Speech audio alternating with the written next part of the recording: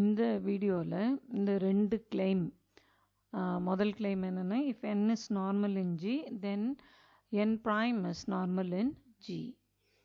And ரெண்டாவது claim, if n contains every 3 cycle in Sn then n prime contains every 3 cycle in Sn.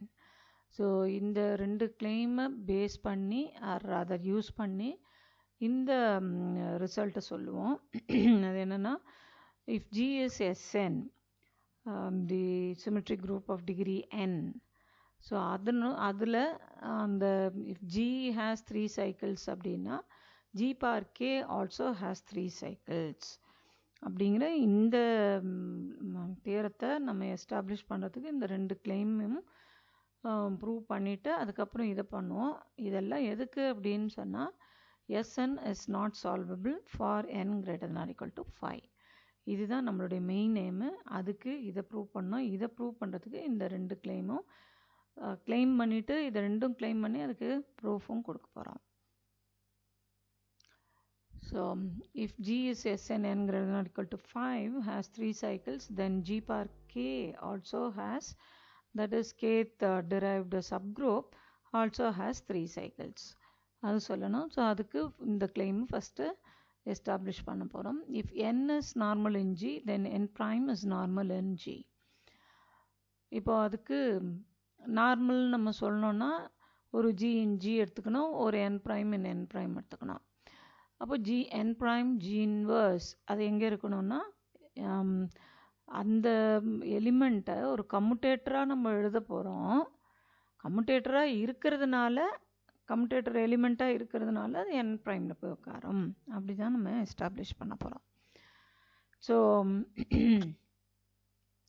Even though n ப்ரைமில் இருக்கிறதுலாம் product of அந்த கம்முட்டேட்டர் எலிமெண்ட்ஸ்னு இருந்தாலும், ஏதோ ஒரு கம்முட்டேட்டர் element எடுத்தாலும் அதுவும் நிச்சயமாக n ப்ரைமில் இருக்கும். ஸோ அந்த பேசிஸில் நம்ம இதை இந்த பார்ட்டை எஸ்டாப்ளிஷ் பண்ண போகிறோம். ஸோ இப்போ n prime belongs to n prime அப்படிங்கிறதுனால நம்ம n prime வந்து கம்முட்டேட்டர் சப்குரூப்பில் இருக்கிறதுனால ஒரு கம்முட்டேட்டர் எலிமெண்ட்டாக அதை எடுத்துக்க போகிறோம். இப்போ நம்ம கன்சிடர் பண்ணுறது என்னென்னா, G in G n prime in n prime எடுத்துருக்கிறதுல G n prime G inverse consider பண்ணுறோம். அதில் n primeக்கு பதிலாக இதை ரீப்ளேஸ் பண்ணுறோம். இப்போ நம்ம என்ன இங்கே ஆக்சுவலாக பண்ணுறோம் அப்படின்னா, we are introducing E. இங்கே ஒரு E, இந்த இடத்துல ஒரு E, இங்கே ஒரு E, இங்கே ஒரு E, 4 E நம்ம இன்ட்ரடியூஸ் பண்ணுறோம். அப்படி பண்ணிவிட்டு அதுக்கப்புறம் என்ன பண்ண போகிறோம்னா, இந்த ஈக்கு பதிலாக G inverse G, அதே மாதிரி G inverse G, G inverse G, G inverse G அதை ரீரைட் பண்ணுறோம். இப்போது அசோசியேட்டிவிட்டி படிக்கு இதை வந்து குரூப் பண்ணும்பொழுது GA G inverse, GB G inverse, GA inverse G inverse, GB inverse G inverse, இதை நம்ம GA G inverse the whole inverse எழுதலாம். ஏன்னா ரிவர்ஸில் தானே வரும். G inverse the whole inverse, that is G, A inverse அப்புறம் G inverse. So இது ரெண்டுத்தையும் இந்த மாதிரி ரீரைட் பண்ணுறோம். இது ரெண்டும் அப்படியே தான் இருக்குது. அப்போ இது ஒரு எலிமெண்ட். இது வந்து எங்கே உள்ள எலிமெண்ட் அப்படின்னா, நம்ம இந்த A and Bயை Nல் எடுத்திருக்கோம். A and B Nல் எடுத்திருக்கோம். Gயை வந்து கேபிட்டல் Gயில் எடுத்திருக்கிறோம். N is normal in G, அது given. அப்போது GA G inverse will definitely belong to N. அதே மாதிரி தான் GB G inverseம் Nல் தான் இருக்கும். அப்போது இந்த எலிமெண்ட் ஒன்றும் எங்கே இருக்குன்னா Nல் இருக்குது. ஸோ கம்முட்டேட்டர் எலிமெண்ட் ஆஃப் N அப்படிங்கிற மாதிரி நமக்கு இந்த இது ஒரு எலிமெண்ட் அதனுடைய இன்வர்ஸ், ப்ராடக்டில் இன்னொரு எலிமெண்ட் அதனுடைய இன்வர்ஸ், இந்த மாதிரி இருந்தாலே அது கம்முட்டேட்டர் எலிமெண்ட். எங்கேருந்து சப்ளை ஆகிருக்குன்னா கேபிட்டல் Nலேருந்து சப்ளை ஆகிருக்கு. அப்போது இந்த ஹோல் லாட் எங்கே இருக்கும்னா n ப்ரைமில் இருக்கும். So G n prime G inverse belongs to n prime, therefore our n prime is normal in G. அதுதான் இந்த கிளைமில் வேணும்னு நம்ம இந்த ஸ்டேட்மெண்ட் வந்து அதுதான் சொல்லுது. ஸோ அதை நம்ம ப்ரூவ் பண்ணியாச்சு. அடுத்தது, if n contains every 3 cycle in Sn, then n prime contains every 3 cycle in Sn. So இப்போ நம்ம என்ன பண்ண போகிறோம் அப்படின்னா, இப்போ ஆக்சுவலாக அவுட்லைன் அப்படின்னு நம்ம பார்க்கும்பொழுது இந்த மாதிரி ஒரு I1 I2 I3 இன் SN எடுக்க போகிறோம். இது ஒரு 3 சைக்கிள். இந்த I1 I2 I3ங்கிற இந்த 3 சைக்கிள் என்னுடைய n ப்ரைமில் இருக்குது அப்படின்னு சொல்லிட்டோம்னா தென் n contains every 3 cycle in SN. அந்த ரிசல்ட்டு நமக்கு ஈஸியாக எஸ்டாப்ளிஷ் பண்ண வந்துடும். ஸோ அதுக்காக நம்ம என்ன பண்ண போகிறோம்னா முதல்ல ஏ அப்படின்னு ஒரு 3 சைக்கிள் எடுக்கிறோம், பின்னு ஒரு 3 சைக்கிள் எங்கேருந்துன்னா SNலேருந்து எடுக்க போகிறோம். இப்போது இந்த எல்பி ஆர்கியூஎம் இதெல்லாம் வந்து இந்த 1லேருந்து n-க்குள்ளே ஏதோ வேல்யூஸ் எடுத்துக்கும். இதில் n வந்து greater than or equal to 5. குறைஞ்சபட்சம் எனக்கு அந்த S5 அது S6 அந்த மாதிரி நம்ம எடுத்துக்கலாம். இப்போ அதனால் ஜெனரலைஸ் பண்ணி சொல்லும்போது n greater than or equal to 5. இப்போது ஏ அப்படிங்கிறது அது என்ன பெர்முடேஷன் அப்படின்னா எல்லை பி அப்படிங்கிறதுக்கு எடுத்துகிட்டு போகும், பியை ஆருக்கு எடுத்துகிட்டு போகும், ஆரை எல்லுக்கு எடுத்துகிட்டு போகும். அப்போ மிச்சம் எலிமெண்ட்ஸ் எல்லாம் ஒன்றும் பண்ணாத அப்படியே விட்டுரும். அதுதான் இதனுடைய மீனிங். அதே மாதிரி எல்கியூஎம்க்கும் அதுதான் meaning. L taken to Q, Q taken to M, M taken to L, the rest are taken to themselves. அதே இப்போது ஏ இன்வர்ஸ் எப்படி எழுதுவோம்? இந்த ரோவில் இருக்கிறத மேலேயும் அதை கீழேயும் இன்டர்சேஞ்ச் அப்படியே அதை பண்ணோம்னா நமக்கு ஏ இன்வர்ஸ் கிடைக்கும். ஸோ இந்த 1 to 1 to P and so on R and so on L and so on N. So அது மேலே வரும், இந்த இது அப்படியே கீழே வரும். சிமிலர்லி இதுக்கும் பி இன்வர்ஸ்க்கும் அதே மாதிரி தான். இப்போது நம்ம அந்த கம்யூட்டேட்டர் எலிமெண்ட்டை கண்டுபிடிக்க போகிறோம். A B, A inverse, B inverse. அப்போது எப்படி நம்ம இதை கேல்குலேட் பண்ண போகிறோம் அப்படின்னா ஃப்ரம் லெஃப்ட் டு ரைட் ஹஸ்டெயினில் இருக்கும். அதனால் from left to right A B, A inverse, B inverse. So இப்போ இதில் 1லேருந்து n வரைக்கும் இருக்குது. வேறு என்னென்ன எலிமெண்ட்ஸ் நமக்கு தெரிஞ்ச எலிமெண்ட்ஸ்? அஃப்கோர்ஸ் 2 இருக்குது, எல் இருக்குது, இங்கே இருக்கிற எல்லாத்தையுமே எழுதுவோம். எல் இருக்குது, பி இருக்குது, அண்ட் தென் கியூ இருக்கு, ஆர் இருக்குது, கியூ இருக்குது, எம் இருக்குது, அண்ட் ஸோ ஆன், அப்புறம் என் இருக்குது. ஸோ இதெல்லாம் இருக்குது. இப்போ இதனுடைய இமேஜ் எல்லாம் அண்டர் திஸ் என்னன்னு சொல்லி பார்க்கணும். இப்போது இதில் 1 is taken to 1, 1 is taken to 1, 1 is taken to 1, அதே மாதிரி 2 to 2, 2 to 2, 2 to 2. ஸோ அப்போ இதெல்லாம் ஒன்றுமே ஆகலை, அதனால் 1 2 அப்படி எழுதிடுறோம்.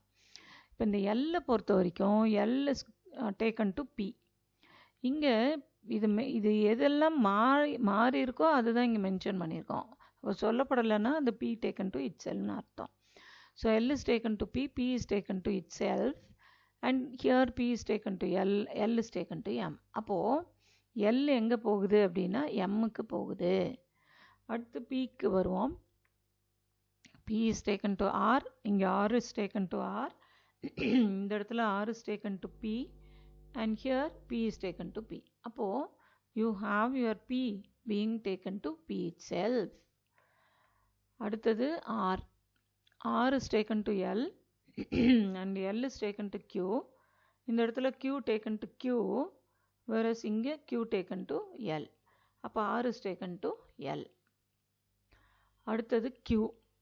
Q இங்கே பார்த்தோம்னா Q taken to Q தான், ஆனால் இங்கே Q taken to M. and M is taken to M இங்கே, whereas M taken to Q here. அப்போ Q எங்கே போகுது? Qக்கு தான் போகுது. அடுத்தது M. இந்த இடத்துல M Mக்கு தான் போகுது. இங்கே M to L, L to R, இங்கே R to R. அப்போ M is taken to R. இப்போது இந்த 5 லெட்டர்ஸ் நம்ம இங்கே போட்டிருக்கோம்ல, நம்பர்ஸ் ஆக்சுவலாக. ஸோ அதில் என்னென்ன மாற்றங்கள் இருக்குது அப்படிங்கிறது தான் நம்ம மென்ஷன் பண்ணியிருக்கோம். மிச்சதெல்லாம் தே ஆர் டேக்கன் டு தெம்செல்வ்ஸுங்கிறது தான் நமக்கு அந்த டிஸ்கிரிப்ஷனே அப்படி தான் இருக்குது. அப்போது இது எப்படி எழுதலாம்னா இதெல்லாம் அது they are taken to themselves. அப்போ மிச்சம் இருக்கிறது இது. அப்போ என்ன ஆகுது? L is taken to M, M is taken to R, R is again taken to L. அப்போ என்னுடைய A B, A inverse, B இன்வர்ஸுங்கிறது எல் எம் ஆருங்கிற 3 cycle. So LMR is this, which is a commutator element of n. அப்போ இது commutator எலிமெண்ட்டாக இது LMR இருக்கிறதுனால LMR எங்கே இருக்கும், n ப்ரைமில் இருக்கும். இப்போது நம்ம ஒரு 3 சைக்கிள் எடுத்துக்கிறோம். எதில், SNல I1 I2 I3ங்கிற மாதிரி. இப்போது ஒரு பை அப்படிங்கிற ஒரு எலிமெண்ட், அது என்னது, பெர்முடேஷன் ஆன் என்செம்பிள்ஸ். ஸோ அந்த ஒரு பை அது எப்படி எடுக்கிறோம் அப்படின்னா, இது வந்து இந்த L அப்படிங்கிறத ஏதோ ஒரு இந்த I1க்கு எடுத்துன்னு போகிறாங்க மாதிரியும், M I2க்கு எடுத்துன்னு போகிற மாதிரியும், இந்த R I3க்கு எடுத்துகிட்டு போகிற மாதிரியும். See, there are lot of n factorial elements இருக்குது இதில். ஸோ அதில் we are going to choose one pi. அது இந்த L M R I1 I2 I3க்கு எடுத்துன்னு போகிற மாதிரி ஒரு பையை நம்ம டிஸ்கிரைப் பண்ணுறோம். தான் அந்த by. L is taken to I1, M is taken to I2, R is taken to I3. The rest are taken to themselves. இப்போ இந்த மாதிரி பை இருக்குன்னா பை இன்வர்ஸ். அப்போ பை இன்வர்ஸ் என்ன வரும், அப்படியே இன்டர்சேஞ்ச் பண்ணி எழுதணும்னு சொல்லியிருக்கோம். So 1 taken to I1 and so on I2 and so on I3 and so on n. So இதை அப்படியே எழுத போகிறோம். L M R and so on up to n. So by inverse இருக்குது. LMR அப்படிங்கிறது நமக்கு ஸோ இங்கே இருக்குது, இந்த இடத்துல எழுதியிருக்கோம். You have pi inverse, L is taken to here I1 L I2 M I3 R. So இதுதான் என்னுடைய by. LMR, L taken to M, M taken to R, R taken to L. இது LMR. And இது by, இது by inverse by இது. So இப்போ இதை compute பண்ணோம்னா I1 taken to L, L taken to M and M taken to I2. So I1 to I2.